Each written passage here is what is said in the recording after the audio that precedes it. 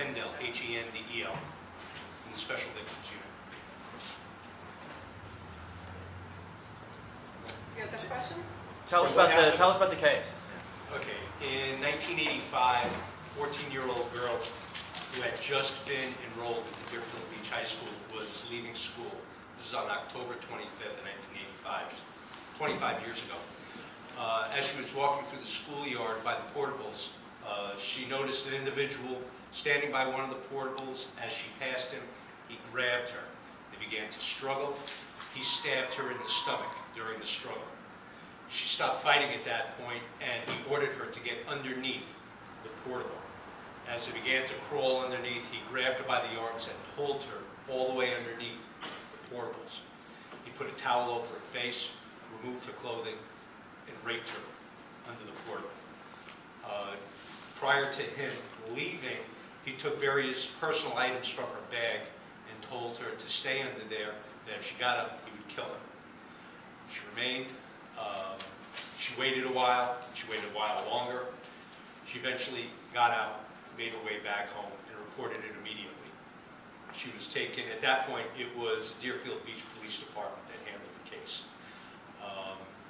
Eventually, the case went cold.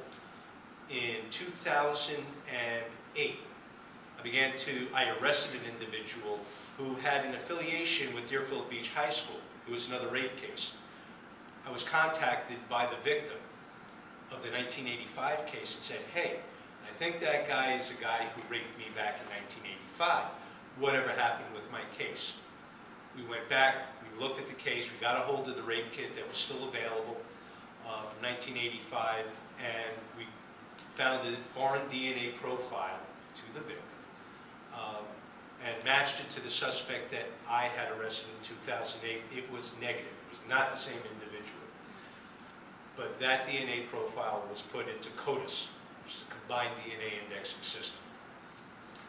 In this year, Dennis Ulrich was arrested on a possession of cocaine charge in Palm Beach County. He took a guilty plea on the case, and as a result of that felony charge, felony conviction, his DNA was taken as part of his adjudication. It was submitted into the database, and 3 days later I got a call from the lab saying that we have a match. And I began to rework the case from there. Can you tell us about the victim's response when you got in touch with her? When I first spoke with her back in 2008, she was still very much affected by the rape. She wanted to have some sort of closure other than the counseling that she had been going through for all these years. And I told her that, sorry, at that time, we didn't have the guy who raped her, but I would contact her sometime in the future if we ever had any leads. And just out of the blue, she was astounded. She came down to the office with family members for support, and she's an adult now. And she just didn't know how to respond. She wants to see this case go forward. She is still very much affected by this rape. She recognized him? I'm sorry? She recognized him? She identified the guy? She really never saw him. She was grabbed from behind back then, and she immediately began to fight. She was looking to protect herself at the time, not concentrate on what does this person look like. Well, she knew it was a black male at the time. That was it. And she was fighting for her life until eventually she was stabbed. At which point, anything you say, I'm going along with it. And that's just how. You said she was stabbed, but she was able to walk home. Did she go to the hospital? She was eventually taken to the hospital for treatment for her wounds. They were non-life-threatening, but of the bruising about her face, other bruising about her body, and the stab were the injuries she sustained, none of which were life-threatening. However, it was the stabbing that made her stop fighting at the time. Did the suspect confess today? No, he did not. What was his reaction when you guys picked him up on this charge? He had no clue what we were talking about. I asked him repeatedly why his DNA would wind up within this woman from 25 years ago. He could not provide me with a reasonable explanation. All he could say is, not me. not me. That system has been out for a long time. Why it took so long for his DNA to get into it? Has he been clean all this time up until his conviction? In 1985, CODIS was not in existence. It didn't start until, I believe, the early 90s, when we began to enter our evidence into the system. This was one of those cases that was, one, never entered. Two, he had not been convicted of a felony that would have required him to submit DNA until this year. What about his background in 1985? What was he doing? Any idea why he would have been on the campus of that school? He was a graduate of Deerfield Beach. Well, he didn't graduate, but he did attend Deerfield Beach High School. He has long family ties to the city of Deerfield. He was born and raised there. His family had a business in the city of Pompano. So very close ties to the community until recently, several years ago, he moved to the West Palm Beach area.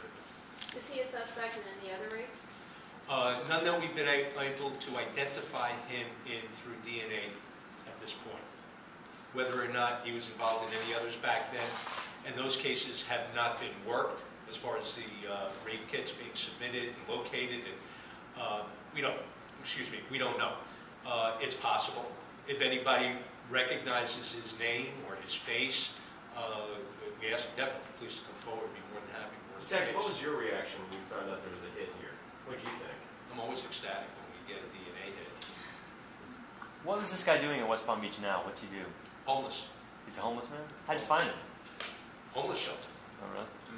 He was arrested in August of this year on a traffic offense, and he listed, in Palm Beach County, he listed his address as this homeless shelter with Palm Beach County then, which is where we found him. How old would he have been in 1985, do you know? 20 years old. Just one. Did this happen after school? So there was no School had just let out. She was looking to go to an after-school program, actually, that had been canceled. And as she was leaving the school grounds for the day, she was grabbed. They had just moved to the neighborhood from up north a few months before. It was first time living in Florida. They moved down, I believe, in June of 1985.